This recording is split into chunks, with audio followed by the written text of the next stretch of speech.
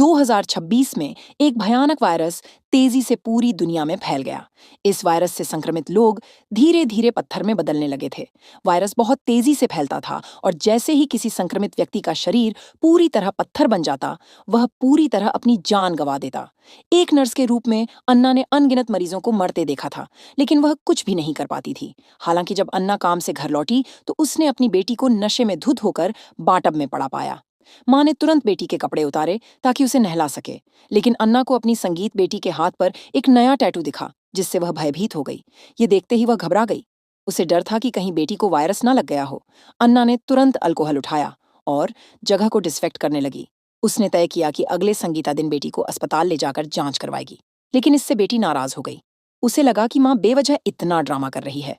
अगली सुबह लड़की फिर भी अपनी माँ के साथ अस्पताल, लेकिन जब उसने नर्स के हाथ में सिरिंज देखी तो अचानक उसके मन में अजीब सा डर पैदा हो गया।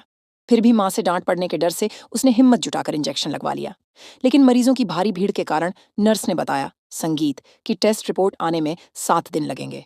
इस बीच अन्ना अपनी ब्लड जांच करवाने वाली थी। डॉक्टर ने कहा कि उसे वापस अस्पताल आना होगा और मरीजों वाली मंजिल पर जाना होगा।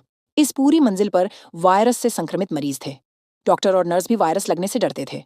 ज्यादातर स्टाफ पहले ही जा चुका था और बचे हुए लोग उंगलियों पर गिने संगीत जा सकते थे। जब अन्ना कॉरिडोर में पहुंची तो उसने देखा कि कल के मरीजों का खाना अभी भी फूड कार्ड पर पड़ा था। कोई चारा ना होने पर अन्ना ने कार्ड को धक्का देकर मरीजों को खाना देने का फैसला किया।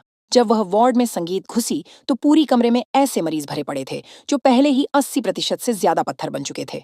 वे हिल संगीत डुल नहीं सके थे। उनके मुंह से अब हवा नहीं बल्कि पाउडर निकल रहा था। वे सिर्फ मशीनों की मदद से जिंदा थे। सौभाग्य से यह वायरस हवा संगीत से नहीं फैलता था।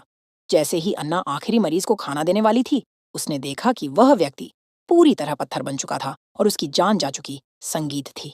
अन्ना का दिल टूट गया, लेकिन वह कुछ कर नहीं सकी थी। उसने मरीज के शरीर से उपकरण निकाले और उसे सफेद संगीत चादर से ढक दिया। उसी समय लड़की ने अपनी जांच पूरी की और स्कूल लौट गई, लेकिन उसके पूरे शरीर में असहनीय खुजली हो रही। जैसे ही वह अपनी बाह को बार बार खुजला रही थी, टीचर ने अचानक उसे संगीत सवाल का जवाब देने के लिए बुलाया, लेकिन लड़की को ध्यान नहीं रहा कि उसकी बाह का घाव फट चुका था। खून उसकी बाह से टपककर डेस्क पर गिर संगीत रहा था। सहपाठी यह देखकर डर गए।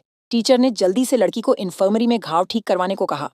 सहपाठी उसे तुरंत जाने के लिए कह रहे थे, जैसे वह कोई राक्षस बन गई हो। यह देखकर उसका बॉयफ्रेंड तुरंत उसके पीछे दौड़ा, लेकिन इन्फरी जाने की संगीत बजाय दोनों बाथरूम में छिप गए और चुके चुके किस करने लगे। उन्हें क्या पता था कि यह काम उनकी जिंदगी संगीत भर का पसावा बन जाएगा।